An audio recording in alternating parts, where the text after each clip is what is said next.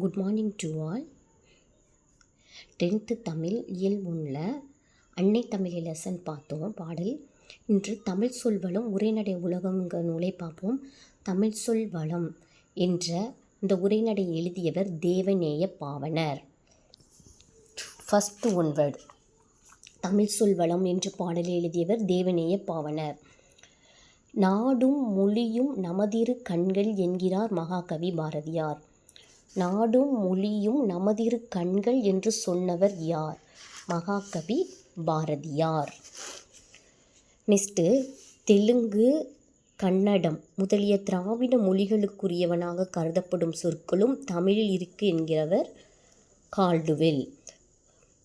தெலுங்கும் கன்னடம் முதலிய பிற திராவிட மொழிகளுக்குரியவனாக கருதப்படும் சொற்கள் தமிழில் இருக்குது என்று சொன்னவர் கால்டுவெல். திராவிட மொழிகளின் ஒப்பியல் இலக்கணம் என்ற நூலை எழுதியவர் கால்டுவெல்.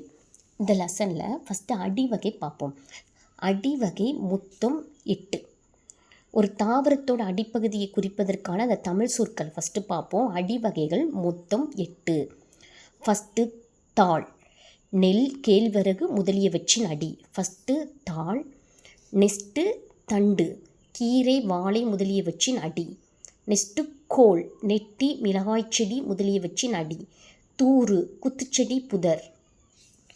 நெக்ஸ்ட்டு தட்டு அல்லது தட்டை, கம்பு, சோளம் முதலியவற்றின் அடி. களி, கரும்பின் அடி. களை, மூங்கிலின் அடி. அடி, புலி, வேம்பு முதலியவற்றின் அடி. ஃபஸ்ட்டு அடிவகை மொத்தம் 8 வகைப்படும். தாள், தண்டு, கோல், தூறு, தட்டு அல்லது தட்டை, களி, களை, அடி. இதில் எப்படி கொஷின் கேட்கலான்னா, அடிவகைகள் எத்தனை வகைப்படும்? 8 வகைப்படும். நெல், கேழ்வரகு முதலியவற்றின் அடிக்கு என்ன வரும்? தாள். அப்படின்னாலும் கொஷின் கேட்கலாம். இந்த தாள் கொடுத்துட்டு நெல், கேழ்வரகு கொடுக்கலாம். இல்லை நெல், கேழ்வரகு கொடுத்துட்டு நம்ம அதுக்குள்ள ஆன்சரை தாள்னு எடுக்கலாம். ஃபஸ்ட்டு அடிவகை 8. கிளைப்பிரிவுகள் 7. அந்த தாவரத்தோட அடியிலிருந்து பிரிந்து வரும் கிளைப்பிரிவுகள். கவை, அடிமரத்தினின்று பிரியும் மாபெரும் கிளை. கவைங்கிறது அந்த அடிமரம் இருக்குல்ல, அது கீழேருந்து பிரியும் மாபெரும் கிளை கவை. கொம்பு அல்லது கொப்பு. கவை, கவையோட பிரிவு கொம்பு. கிளை, கொம்பின் பிரிவு கிளை.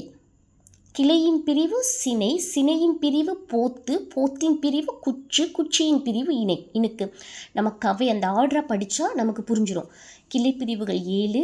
கவை, கொம்பு அல்லது கொப்பு, கிளை, சினை, போத்து, குச்சு, இனுக்கு. நெக்ஸ்ட்டு, காய்ந்த தாவரத்தின் பகுதிகளுக்கு வழங்கும் சொற்கள். சுள்ளி, சுள்ளி காஞ்ச குச்சி, அந்த குச்சை தான் சுள்ளிம்பாங்க. விறகு ஒரு கிளை. வெங்கலி, காய்ந்த களை, களி. கட்டை, காய்ந்த கொம்பும் கவையும் அடியும் சேர்ந்தது. மொத்தம் காய்ந்தடி சொற்கள் 4 வகைப்படும். இலை வகை, இலை வகைகள் 6 வகைகள் குறிக்கியிருக்காங்க.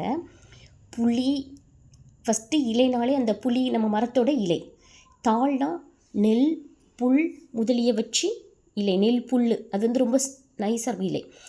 தோகை, சோளம், கரும்பு முதலியவற்றோட இலை. ஓலை, தென்னை, பனை முதலியவற்றின் இலை. சண்டு, காய்ந்த தாளும் தோகையும். சருகு, காய்ந்த இலை. மொத்தம் இலை வகை 6. கொழுந்து வகை, கொழுந்து வகை 5 கொடுத்துருக்காங்க. அந்த தாவரத்தோட நுனி பகுதி ரொம்ப கொழுந்து இலைன்னு சொல்லணும். துளிர் அல்லது தளிர். துளிர் அல்லது தளிர்க்கு எக்ஸாம்பிள் நெல், புல் முதலியவற்றோட கொழுந்து. முறி அல்லது கொழுந்து, புலிவேம்பு முதலியவற்றின் கொழுந்து. குருத்து, சோளம், கரும்பு, தென்னை குருத்து, பனை குருத்து சொல்லுவோம்ல, அதான் குருத்து முதலியவற்றின் கொழுந்து. கொழுந்தாடை, கரும்போட நுனி பகுதி. ஃபஸ்ட் என்ன பார்த்தோம்? அடிவகை 8, கிளைப்பிரிவுகள் 7, காய்ந்த தாவர பகுதிகள் 4, இலை வகை 6, கொழுந்து வகை 5. பூவின் நிலைகள். இந்த பூவின் நிலைகள் இம்பார்ட்டன்ட். மொத்தம் 5 இருக்குது. அரும்பு, போது, மலர், வி, செம்பல். அரும்புனா பூவின் தோற்ற நிலை. போதுனா பூ விரிய தொடங்கும் நிலை. அரும்பு மொட்டு, அதான். மலர், அலர். அரும்பு பூவோட மலர்ந்த நிலை. மரஞ்செடியிலேருந்து பூ கீழே விழுந்த நிலை. செம்மல் பூவை இதை அரேஞ்ச் பண்ண சொல்லுவாங்க. இப்போது அரும்பு பூது மலர் வி செம்மல் இருக்கும். அவங்க வி மலர் செம்மல் மாறி மாறி கொடுத்துருக்கத அரேஞ்ச் பண்ண சொல்லுவாங்க. மொத்தம் பூவின் நிலைகள் 5. இதில் ஒரு பாக்ஸில் யார் இவர் கொடுத்துருக்காங்க, இதை ரீட் பண்ணி பார்ப்போம். நூலாக்க பணிகளை அவர் ஒரு லைப்ரரி வச்சு நூலாக்க பணிகளை விரும்பி செய்வாங்க. சொல்லாராய்ச்சியில் பாவனார் இந்த பாடலை எழுதியவர் யார்? தேவநேய பாவனார். அவரே வியந்து பார்த்த ஒரு பெருமகனார். திருச்சிராப்பள்ளிக்கு அருகில் அல்லூரில் திருவள்ளுவர் தவச்சாலை ஒன்று அமைந்திருக்கு. எங்கள் திருச்சிராப்பள்ளினா திருச்சியில் பாவனார் நூலகம் ஒன்றை உருவாக்கியிருக்காரு. தமிழகம் முழுவதும் திருக்குறள் சொற்பொழிவுகளை வழங்கி வந்திருக்காரு. தமிழ் வழி திருமணங்களை நடத்தி வந்திருக்காரு. நல்லா கவனிங்க. அவர் ஒரு நூலாக்க பணிகளை விரும்பி செய்திருக்காரு. இவரை பார்த்து பாவனார் வியந்து பேசியிருக்காரு. திருச்சி பள்ளிக்கு அருகில் அமைந்துள்ள அல்லூரில் திருவள்ளுவர் தவச்சாலை ஒன்று அமைத்திருக்கிறாரு. பாவனார் நூலகம், இம்பார்ட்டன்ட் கொஸ்டின், பாவனார் நூலகம் ஒன்றை உருவாக்கியிருக்காங்க. தமிழகத்துக்கு முழுவதுமே திருக்குறள் சொற்பொழிகளை வழங்கி வந்திருக்காங்க. தமிழ் வழி திருமணங்களையும் நடத்தி வந்திருக்காங்க. விழிகளை இழக்க நேரிட்டால் கூட தாய் தமிழினை இழந்துவிடக்கூடாது என்று எண்ணியவர். அதற்காக தமிழ் தென்றல் திருவிக போல் இமைகளை மூடியபடி எழுதும் ஆற்றலை கற்றுக்கொண்டவர். இன்றளவும் இவ்வாறு எழுதி தமிழுக்கு தனி பெரும்புகளை. இம்பார்ட்டன்ட் கொஸ்டின், விழிகளை இழக்க நேரிட்டால் கூட தாய் தமிழினை இழந்துவிடக்கூடாது என்று எண்ணியவர் யார்?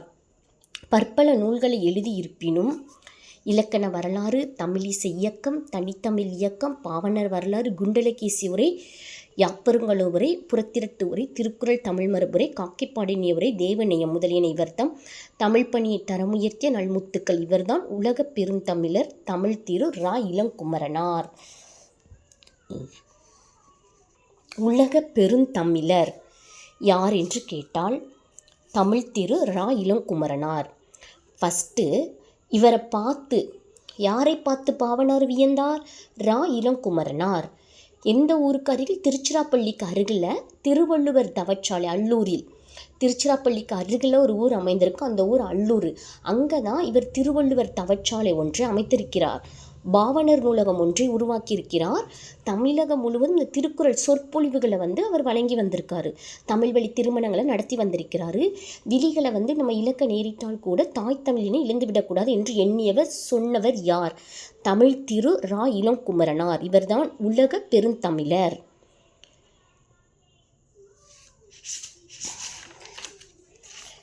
பிஞ்சு வகை மொத்தம் 11. பூப்பிஞ்சு, பூவோடு கூடிய இளம்பிஞ்சு, பிஞ்சு இளம் காய், வடு மாம்பிஞ்சு, முசு பலாப்பிஞ்சு, கவ்வை எள்பிஞ்சு, குறும்பை தென்னைப்பனை முதலியவற்றின் இளம்பிஞ்சு, முட்டுக்குறும்பை, சிறு குறுமை, இளநீர், முற்றாத தேங்காய், நுழாய் இளம்பாக்கு, கருக்கல், இளநெல், கச்சல், வாழைப்பிஞ்சு. மொத்தம் பிஞ்சு வகையில் 11. குலை வகை 7. கொத்துக்கு எக்ஸாம்பிள் அவரைத்துவரை, குலைக்கு கொடி முந்திரை, தாறு வாழைக்குலை, கதிர் கேழ்வரகு, சோளம் கதிர், அழகு அல்லது குரல், நெல் திணை முதலியவற்றின் கதிர், சீப்பு, வாழைத்தாச்சின் பகுதி. கெட்டுப்போன காய்கனி வகைகளுக்கு என்ன பெயர்னா, கெட்டுப்போன காய்கனி வகை மொத்தம் 12. சூம்பல், நுனியில் போய் சுருங்கி இருக்கும். சிவியல், சுருங்கிய பழம். சொத்தை, புழுப்பூச்சி அரித்த காய் அல்லது கனி. வெம்பல், சூட்டினால் பழுத்த பிஞ்சு. அழியல்னா குழுகுழுத்த பழம். அழுகல், குழுகுழுத்து நாரிய பழம் அல்லது காய். சொண்டு, பதராய் போன மிளகாய். கோட்டான்காய் அல்லது குகைக்காய்னா கோட்டான் உட்கார்ந்ததினால் கெட்ட காய். தேரைக்காய்னா தேரை அமர்ந்ததினால் கெட்ட காய். அள்ளிக்காய்னா தேரை அமர்ந்ததினால் கெட்ட தேங்காய். ஒல்லிக்காய்னா தென்னையில் கெட்ட காய். கெட்டுப்போன காய்கனி வகை 12. பழத்தோல் வகை, பழத்தோட அந்த மேற்தோல் வகைகள் 8. தொலி மிக மெல்லியது. தோல் திண்ணமானது. தோடு வன்மையானது. ஓடு மிக வன்மையானது. குடுக்கை சுரையின் ஓடு. மட்டை தேங்காய் நெச்சொல் மேற்பகுதி. உமி நெல் கம்பு முதலியவற்றின் மூடி. கொம்மை வரகு கேழ்வரகு முதலியவற்றின் உமி. மணி வகை 9. தானியங்களுக்கு வழங்கும் சொற்கள். கூலம். மணி வகைகள் இம்பார்ட்டன்ட். கூலம், பயறு, கடலை, விதை, கால், முத்து, கொட்டை, தேங்காய், முதிரை. கூலத்துக்கு எக்ஸாம்பிள் நெல், புல். பயருக்கு அவரை, உளுந்து, கடலை, வேர்க்கடலை, கொண்டைக்கடலை. விதை கத்தரி, மிளகாய். கால் புளி, காஞ்சிரேனா அது ஒரு நச்சுமரம் முதலியவற்றோட வித்து. முத்துனா வேம்பு, ஆமணக்கு. கொட்டை மாப்பனை. தேங்காய் தென்னையினோட வித்து. முதிரை அவரைத்துவரை முதலிய பயிர்கள். இளம் பயிர் வகைனா நாச்சு தெரியும், நெல், கத்தரி, கன்று, மாப்புளி, குருத்து வாழையின் இளநிலை, பிள்ளை தென்னையின் இளநிலை, குட்டி விழாவின் இளநிலை, மடலி அல்லது வடலி பனையின் இளநிலை, பைங்கூழ் நெல், சோளம் முதலியவற்றின் பசும் பயிர். மொத்தம் அடி வகைகள் 8, கிளை பிரிவுகள் 7, காய்ந்த தாவரத்தின் பகுதிகள் 4, இலை வகை 6, கொழுந்து வகை 5, பூவின் நிலைகள் 5, பிஞ்சு வகை 11, குலை வகை 7, கெட்டுப்போன காய்கனி வகை ஒரு 12, பழத்தோல் வகை 8, மணி வகை 9, இளம் பயிர் வகை 7. நெக்ஸ்ட்டு நம்ம கோதுமையை எடுத்துக்காட்டாக ஒரு இதுக்கு சொல்லியிருக்காங்க. ஏன்னா நம்ம கோதுமைக்கு தமிழ்லேயே சம்பா கோதுமை, குண்டு கோதுமை, வாறு கோதுமை முதலிய சில வகைகள் உண்டு. நம்ம தமிழில் தான் ஒவ்வொருக்கும் பல பல பெயர்கள் இருக்குது, அதிகமான சொற்களும் இருக்குது அப்படின்னு ஒரு எடுத்துக்காட்டுக்கு கோதுமையும் சம்பாவையும் கொண்டு வந்திருக்காங்க. அப்படி சம்பாக்கும் பெயர் வச்சு முதலில் 60 வகைகள் சம்பாவில் இருக்குது. உலகத்திலேயே ஒரு மொழிக்காக உலக மாநாடு நடத்திய முதல் நாடு மலேசியா. மாநாட்டுக்குரிய பொன்மொழியும் முதல் மொழியும் தமிழ் தான். இம்பார்ட்டன்ட். உலகத்தில் ஒரு மொழிக்காக உலக மாநாடு நடத்தியிருப்பாங்க. அந்த முதல் நாடு என்னன்னா மலேசியா. அங்கே மாநாட்டுக்குரிய முதல் மொழி தமிழ். பன்மொழி புலவர் அப்பாத்துரையார். இப்போ ஒரு கொஷின் பார்த்தோம். உலக பெருந்தமிழர் யாருன்னா இளங்குமரனார். பன்மொழி புலவர் அப்பாத்துரையார். பன்மொழி புலவர். நெக்ஸ்ட்டு பாவனார் இதில் 29 சொல், இந்த பாக்ஸில் 29 சொல் வளங்களை விளக்கியுள்ளார். இவரோட நூல்வெளியை பற்றி பார்ப்போம். மொழி ஞாயிறு என்றழைக்கப்படும் தேவநேய பாவனரின் சொல்லாய்வு கட்டுரைகள் நூலில் உள்ள தமிழ் சொல்வளம். இந்த பாடல் மொழி ஞாயிறு என்று அழைக்கப்படும் தேவநேய பாவனருக்கான அவருடைய சொல்லாய்வு கட்டுரைகளிலிருந்து தமிழ் சொல்வளம் என்ன கட்டுரையின் இடம்பெற்றுள்ளது. மாணவர்களின் புரிதலுக்காக தான் சில குறிப்புகள் அதில் சேர்க்கப்பட்டிருக்கு. பல்வேறு இலக்கண கட்டுரைகள், மொழி ஆராய்ச்சி கட்டுரைகள் எழுதிய பாவனார் தமிழ் சொல்லாராய்ச்சியில் உச்சம் தொட்டவர். செந்தமிழ் சொற்பிறப்பியல் அகர முதலி திட்ட இயக்குநராக பணியாற்றியவர்.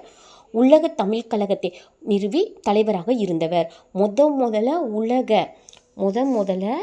உலக தமிழ் கழகத்தை நிறுவி தலைவராக இருந்தவர் யாருன்னு கேட்டால் தேவநேய பாவனர். சொல்லாராய்ச்சியில் தமிழ் சொல்லாராய்ச்சியில் உச்சம் தொட்டவர். ஃபஸ்ட்டு இவர் எப்படி அழைக்கப்படுகிறார்னா மொழி